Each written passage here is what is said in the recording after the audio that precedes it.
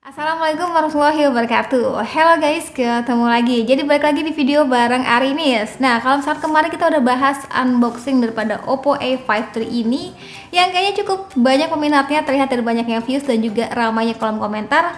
Dan kali ini kita bakal bahas secara lebih detail tentang si Oppo A5 III ini. Jadi bisa dibilang ini adalah salah satu smartphone paling terjangkau dari Oppo yang sudah support refresh rate hingga 90Hz. Wah, dan sebenarnya bukan hanya itu aja kelebihannya. Jadi penasaran kayak gimana pendapatku tentang si Oppo A5 III ini? Tonton videonya sampai akhir ya.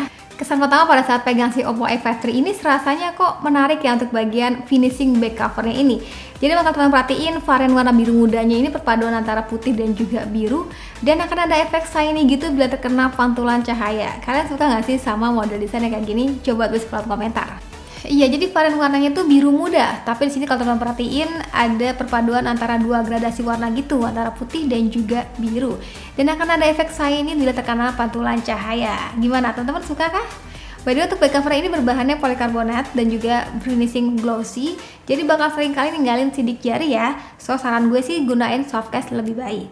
Jadi emang genggam si smartphone ini rasanya cukup nyaman ya, karena sudah berfinishing 3D gitu di bagian sudut kanan ataupun sudut kirinya. Dan juga terbilangnya cukup slim untuk smartphone yang menggendong baterai sebesar 5000 mAh. Kalau di seri sebelumnya gue sempat bilang layarnya itu agak bosen karena masih pakai mode tetesan air. Nah sekarang itu sudah pakai desain layar Neo Display yang hanya menyisakan lubang kecil gitu nih guys. Ukuran layarnya itu sebesar 6,5 inch dengan resolusinya adalah XD+. Iya, bagian resolusinya ini yang cukup banyak jadi pertanyaan teman-teman. Kenapa sih kok masih XD? Merek sebelah katanya lebih murah kok sudah full XD+. Terus juga gimana rasanya pada saat nonton pada layar 6,5 inch masih XD+? Enak kan rasanya kak? Iya, sangat sayangkan memang, tapi kemarin tuh bila kebutuhannya kayak nonton video klip, drama Korea, rasanya masih nyaman banget ya. Jadi kalau kita cek di menu setting, pilih display dan juga screen refresh rate itu sebenarnya ada 3 pilihan gitu.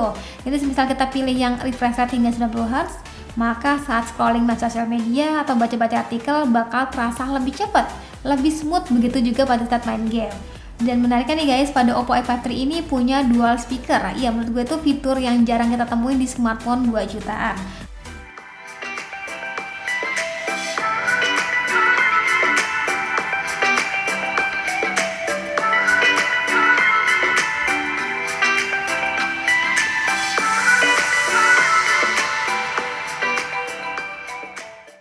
Sudah sangat spesial lah pokoknya, karena lebih oke dipakai untuk nonton ataupun dengerin musik. Bahkan main game kalian nggak bakal khawatir lagi semisal satu speaker itu ketutup. Dan by the way, saat dengerin musik pun di bagian bodi belakang ini akan terasa getaran gitu ya. Sebelum kita cobain main game, gue infoin dulu ya untuk dapur pacunya. Jadi Oppo A5 III ini tuh yang gue pegang dengan varian RAM 4GB dan juga internal memori sebesar 64GB. Dan menggunakan CPU Snapdragon 460 dengan 11nm. Iya, lanjutan daripada seri 450 yang biasanya kalian temuin di smartphone entry level. Dalam penggunaan hariannya, kalian dipakai untuk nonton, main sosial media, sesekali main game, terasanya lancar ya guys. Akan terasa jeda saat buka aplikasi memang, tapi ini masih wajar ya, biasa kita temuin di seri entry level. Terus kemarin juga sempat nyobain juga main CODM, bisa dapet di settingan very high ya guys untuk bagian grafik quality-nya. Sedangkan untuk bagian kamera sendiri, jadi Oppo A5 III ini dilengkapi dengan triple kamera. Jadi kamera utama itu sebesar 13MP, kamera kedua itu sebesar 2MP sebagai makro dan 2MP lagi sebagai deep kamera. Udah bagus ya dilengkapi dengan 3 kamera, tapi kalau gue pribadi kerasanya bakal butuh ultra wide sih dibandingin makro. Tapi kalau dari teman-teman sendiri kayak gimana? Coba tulis kolom komentar ya. Sedangkan untuk bagian menunya sendiri terbilangnya simple, adanya timelapse hingga expert. Tersedia juga 15 filter bagi kalian yang suka berkreasi, tapi belum dilengkapi dengan slow motion ataupun night mode ya. Untuk hasil fotonya gue suka banget ya, semisal digunakan di outdoor. Jadi warna biru langit, hijau daunnya itu serasanya cukup instan ya untuk dipamerin di sosial media. Dan seperti biasa nih guys, kalian juga bisa manfaatin mode dazzle color mode untuk hasil foto dengan warna yang lebih gonjreng.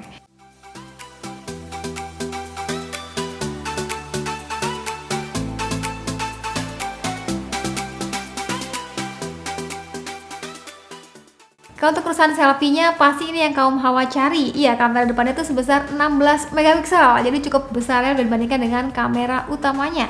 Sedangkan untuk bagian modenya sendiri kita bisa tingkatin nih AI beautification-nya hingga maksimum 100%.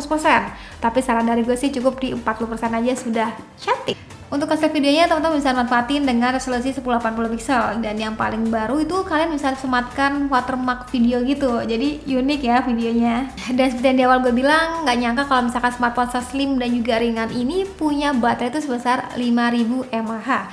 Dan yang gue suka juga sudah menggunakan USB Type-C dan sudah support juga dengan 18 watt fast charging.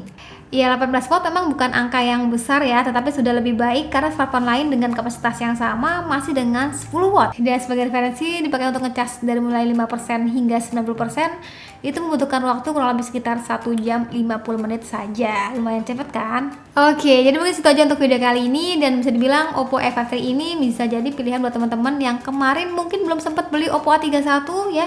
Bisa banget beli Oppo A53 ini.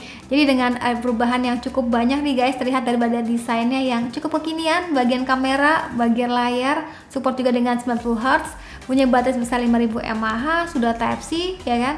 Dan juga apalagi ya, oh kamera selfie juga makin besar.